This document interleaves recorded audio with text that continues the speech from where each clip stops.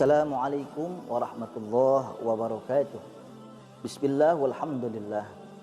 Wassalatu wassalamu ala asyrafi khalqillah wa ala alihi wa sahbihi wa man tabi'ah hudah wa walah amma ba'd. Sahabat kajian Islami yang dimuliakan Allah, semoga dengan perkenan Allah Subhanahu wa taala, Allah senantiasa sampai ke depan Allah berikan kita nikmat sehat walafiat.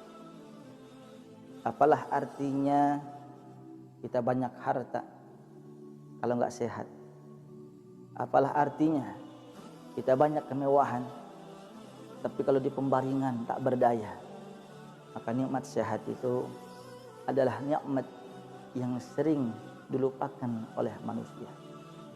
Sahabat ta'lim yang dimuliakan Allah,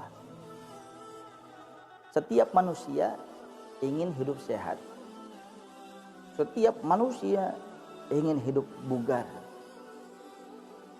Terkadang pola hidup, pola makan, pola istirahat yang sudah dimanage sedemikian rupa untuk membangun satu karakter pribadi sosok seorang manusia yang sehat.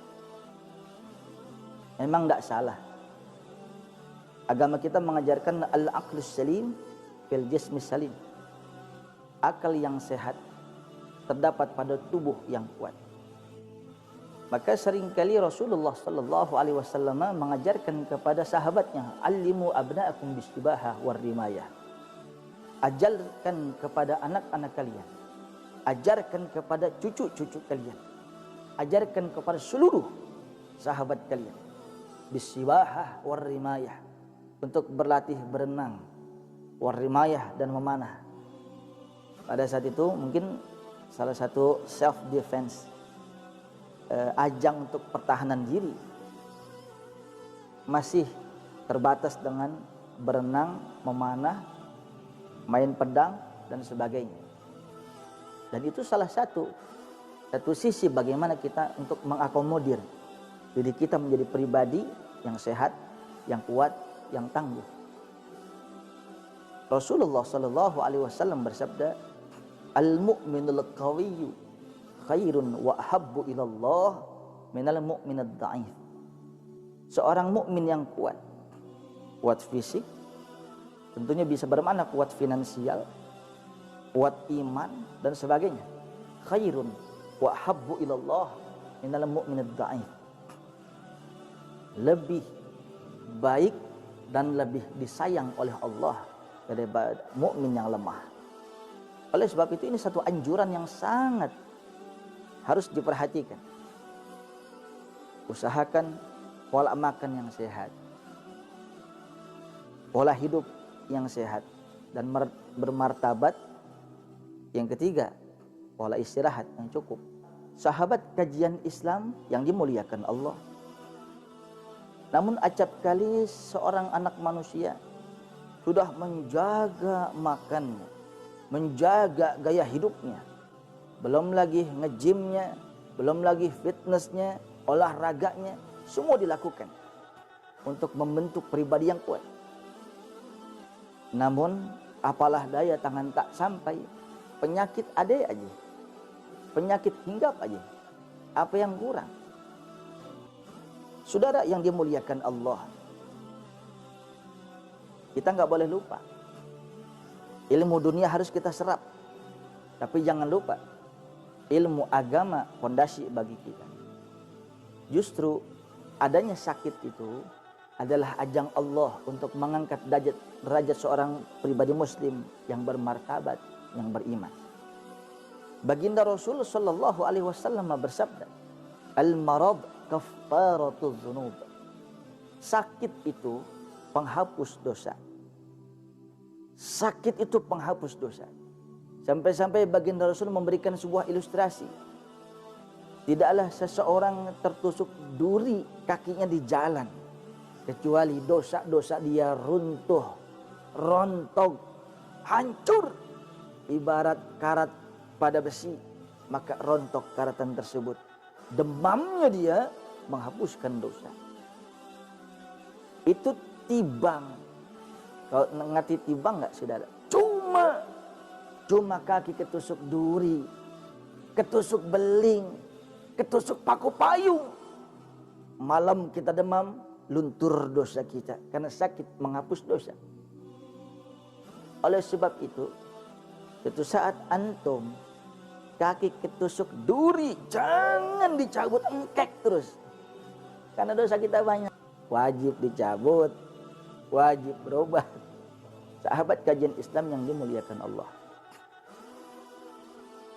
Tapi ada manusia yang sakitnya sama, kadarnya sama, tapi pada tubuh orang yang berbeda. Si fulan ahli ibadah, si fulan cinta dengan majlis ilmu, si fulan suka bergaul dengan orang-orang soleh, dikasih sakit oleh Allah. Maka itulah pesan indah Nabi Muhammad. Kalau dia ikhlas, sakit menghapuskan dosa, mengangkat derajat itu manusia. Tapi si fulanah, sakitnya sama, kadarnya sama, waktunya sama, sebabnya sama, tapi pada tubuh yang berbeda. Si fulan, punten mohon maaf, masih jauh dari sholat, masih jauh dari orang-orang soleh. Dunia, lupa dengan akhirat. Padahal yang memberikan rezeki adalah Allah. Padahal yang memberikan umur panjang si fulan adalah Allah. Padahal semua kebutuhan huwa razzaq, Allah yang memberikan rezeki. Wa huwa yansa. Namun dia lupa kepada zat yang memberikan segalanya kepada dia. Bahkan dia maksiat, bahkan dia zalim. Sakit yang dideritanya itu bukan menghapus dosa, walakin ini sebagian daripada azab yang Allah berikan kepada dia. Saudara yang dimuliakan Allah, sakit itu ada penghapus dosa, ada teguran, ada azab. Mungkin sakitnya sama, di rumah sakitnya sama, kadarnya sama, tapi pada tubuh yang berbeda dan iman yang berbeda. Si fulan yang ahli ibadah, yang saleh, yang orang baik dikasih sakit, insya Allah dihapuskan dosa-dosanya. Si fulan yang maksiat, yang masih jauh daripada agama dan ibadah, masih jauh daripada orang-orang soleh, bahkan zalim kepada yang lainnya, maka bisa jadi itu adalah azab. Apa sebabnya? Doaul mazlum mustajab. Doa orang yang dizalimi diijabah oleh Allah. Perbuatannya yang suka zalim kepada manusia, entah kehormatan orang yang dicaci maki, kehormatan orang yang direndahkan, mungkin ngambil barang orang yang bukan haknya, mungkin suka ngadu domba, suka fitnah dan sebagainya. Orang yang tersakiti dan terzalim mengatakan, ya Rabb, ya Rabb, ya Rabb, ya Allah, hamba tidak ridha ya Allah. Jadikan si fulan begini, jadikan si fulan begitu. Mustajab la syakki fi. Doa orang yang dizalim diijabah sama Allah. Mungkin itu adalah sumpah serapah. Doa tidak baik bagi orang yang pernah dizaliminya. Nauzubillah min zalik. Namun ada yang kedua, ada yang ketiga. Ini teguran.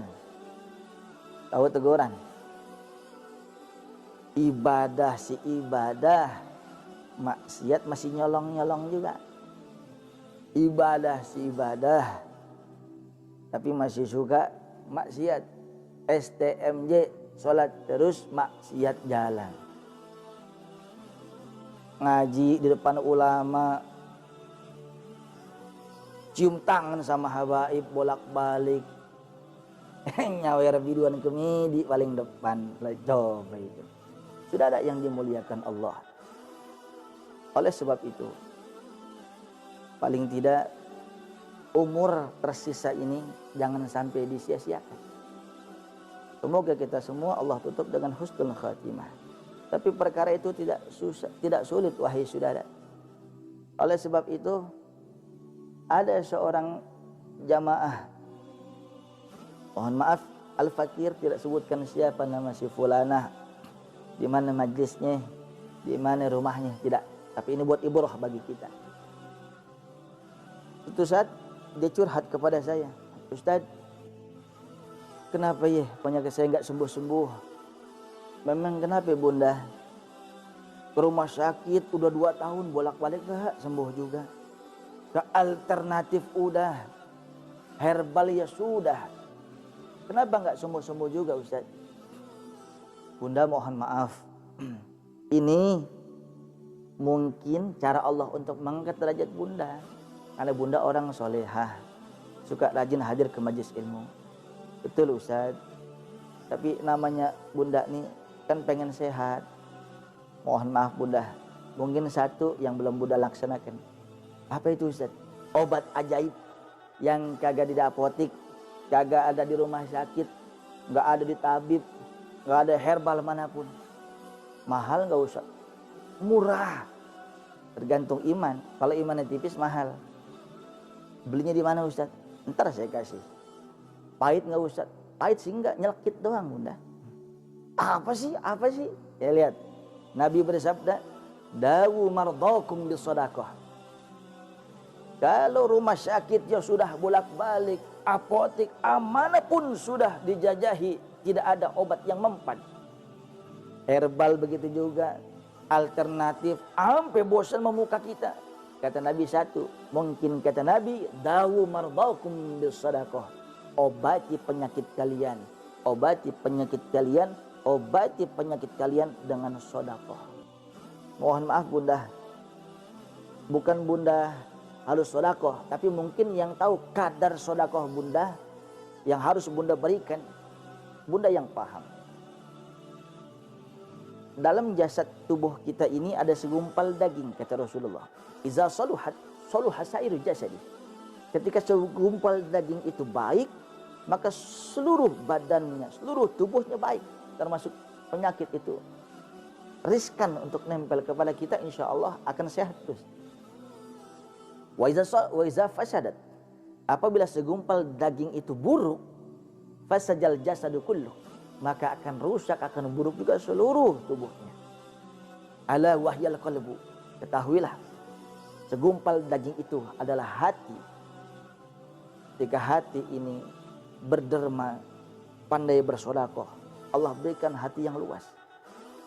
Punten, ketika hati ini bakhil, hati ini yang teledor, yang hitung-hitungan, capek nyari rezeki, kenapa harus kita keluarkan? Padahal di situ ada harta orang-orang yang sangat membutuhkan uluran tangan kita. Wa anfiqu mimma razaqakumullah. Infakkanlah, kata Al-Quran, sebagian dari harta yang Allah berikan kepada kamu. Allah berikan kepada kita gampang, masa kita berikan kepada yang lain pelit? Maka ini akan memperlambat mata rantai aliran lancarnya yang namanya rezeki kepada kehidupan kita kalau kita tahan di kita. Oleh sebab itu, mungkin bunda sedekahnya rajin, mungkin majelis ini semuanya pada makan, tapi mungkin zakat malnya yang belum standar operasionalnya. Maksudnya gimana Ustaz?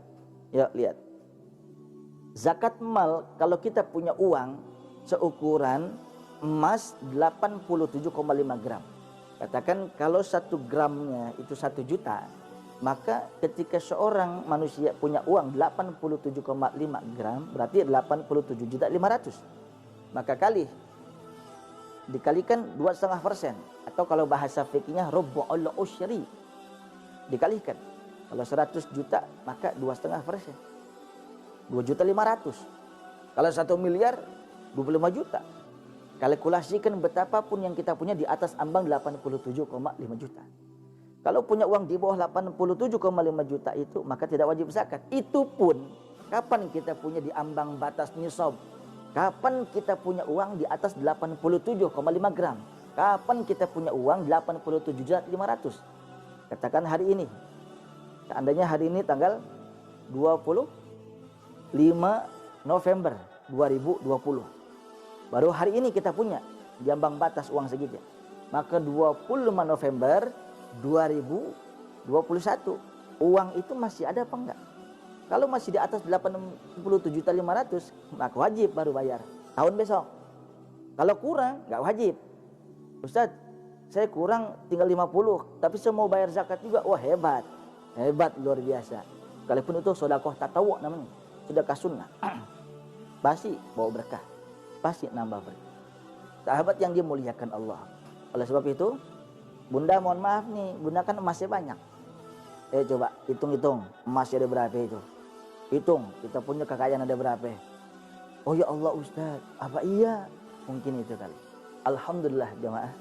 Alhamdulillah sahabat kajian Islam dimuliakan Allah. Minggu depan ketemu Al-Fakir lagi, sudah ditunaikan. Alhamdulillah, izin Allah. Allah berikan hatinya tenang, terpancar raut ketenangan dalam mukanya. Cek ke dokter, nurun semua. Nurun semua. Bahkan ada penyakitnya yang hilang. Alhamdulillah. Shadaqallahul azim. Wa shadaqa rasuluh nabiyul karim. Maha benar Allah. Maha benar Rasulullah sallallahu alaihi wasallam. Dawu maradakum bisadaqah. Obatilah penyakitmu dengan sedekah. Mungkin bakhilnya kita yang menunda kita untuk lebih sehat. Terbelenggu hati kita, terperangkap hati kita untuk tidak mengeluarkan harta yang harusnya kita keluarkan. Ingat sudah, 2,5%. 2,5% dari harta yang harus kita keluarkan. Kalau kita bakhil, kalau kita pelit, kita tidak keluarkan, sayang. Enak aja saya keluarkan. Ingat saudara, kita tidak keluarkan hak tersebut, Allah akan keluarkan secara paksa. Apa bentuknya? As-sadaqah tadfa'ul bala. Sedekah atau zakat menolak bahla bencana musibah. Mafhum mukhalafahnya, ada orang pelit, gak sedekah, maka siap-siap bala bencana musibah hinggap di kehidupannya. Punten mohon maaf, gak bayar zakat mal, gak bayar zakat perdagangan, gak bayar zakat emas dan perak dan sebagainya, harusnya cuma 2,5%. Katakan 100 juta cuma 2.500.000, bakhilnya luar biasa. Kecelakaan, masuk ke rumah sakit, harus operasi sekian 25 juta, harusnya 2.500.000. Ditaklik oleh Allah, dipaksa oleh Allah untuk keluar. Apa sebabnya? Allah yang maha tahu. Mimbar yang singkat ini mudah-mudahan bisa menjadi pecutan bagi kita, agar kita menjadi pribadi yang lebih bijak. Ingat, semua yang kita punya tidak akan kembali kepada kita, kecuali hanya kembali kepada kita amalan kebaikan kita. Terakhir sudah, Rasulullah sallallahu alaihi wasallam bersabda, "Uqsimu billah, aku bersumpah demi Allah, mana qasamal min shadaqah, harta tidak akan kurang lantaran sedekah, bal yazdad, bahkan bertambah. Diawali oleh Rasulullah dengan sumpah, diakhiri dengan 3 kali penekanan. Itu pertanda jangan tinggalkan sedikit pun. Ittaqullah walau bisyikki tamrah, takutlah engkau dengan neraka sekalipun cuma dengan sebelah korma yang kau sedekahkan kepada orang yang membutuhkan. Mudah-mudahan ada manfaatnya buat Al-Fakir, buat kita semua. Allah berikan berkah rezeki yang kita infakkan, yang kita sedekahkan, Allah ganti berkali-kali lipat. Mudah-mudahan ada manfaatnya. Assalamualaikum warahmatullahi wabarakatuh.